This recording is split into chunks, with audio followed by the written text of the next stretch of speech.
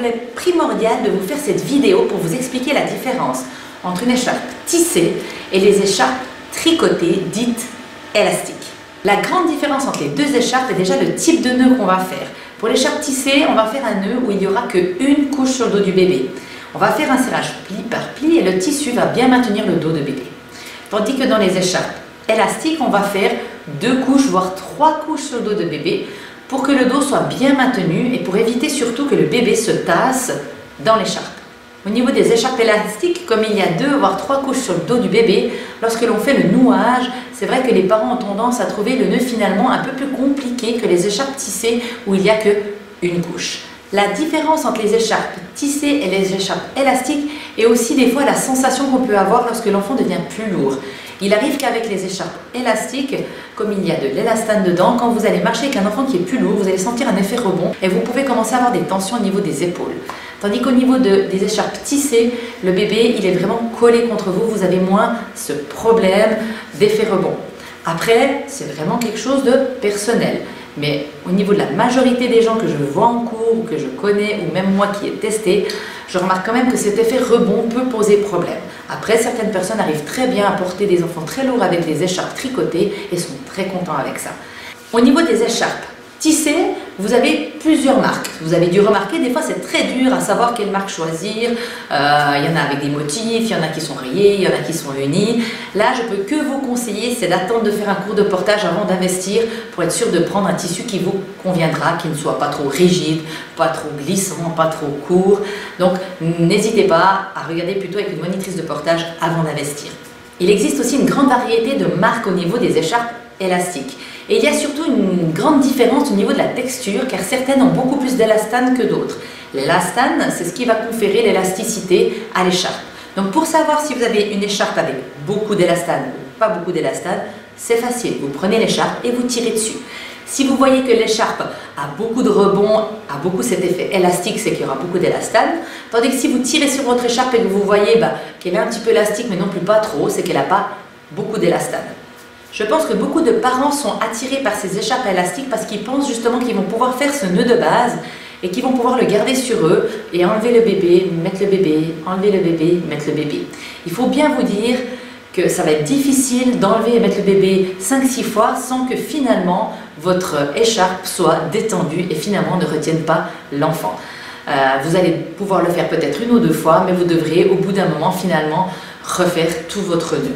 Le souci quand on fait un nœud prédéfini sur soi, c'est que déjà il va falloir faire une corde de tissu avec une bonne intensité.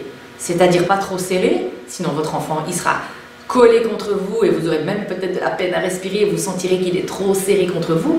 Soit si vous faites une corde trop lâche, votre bébé il ne sera pas assez contre vous et quand vous allez marcher, vous allez bien sentir que le bébé est pas assez maintenu. Il sera très important pour vous de savoir justement si votre écharpe a pas beaucoup d'élastane.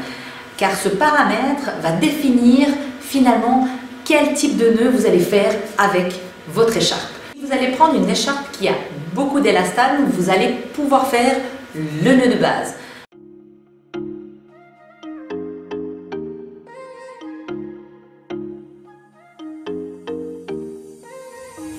What are you saying?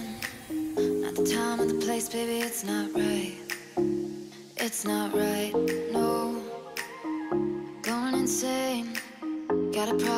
C'est pour ça que ce nœud n'est pas si facile finalement à exécuter, car souvent on a tendance à mettre trop ou pas assez de tension dans notre écharpe. Mais si vous prenez une écharpe qui a peu d'élastane et vous faites le nœud de base, vous risquez de ressentir que le bébé n'est pas si maintenu et vous allez vous demander mais pourquoi finalement ce nœud ne marche pas. C'est simplement parce que votre écharpe n'a pas assez d'élastane. Si vous avez une écharpe qui a justement peu d'élastane, il faudra partir sur un tout autre nœud où on va pouvoir vraiment créer une tension par nous-mêmes en mettant la 2e et la 3e couche sur le dos de bébé. Souvent, les monitrices vont opter plutôt pour un enveloppé croisé avec les pans déployés. Comme ça, nous allons nous-mêmes mettre la tension sur le dos de l'enfant et on va pouvoir justement régler et pas faire de cordes un peu prédéfinies.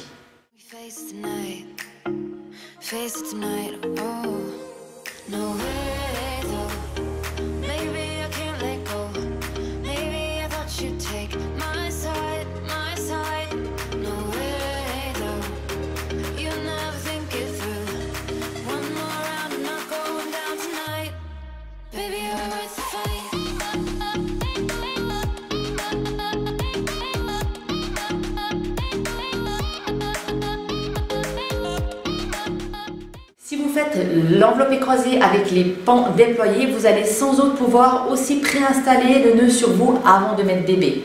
Il n'y a pas de souci pour ça. Pour pouvoir mieux choisir votre système de portage pour vous et votre enfant, je peux que vous conseiller de faire un cours de portage pour pouvoir tester justement des écharpes tissées, des écharpes élastiques et choisir finalement celui qui vous conviendrait le mieux. Et si vous avez déjà une écharpe, tant mieux, venez avec lors du cours et là on pourra vraiment vous aiguiller, vous expliquer comment faire avec l'écharpe, quel nœud faire.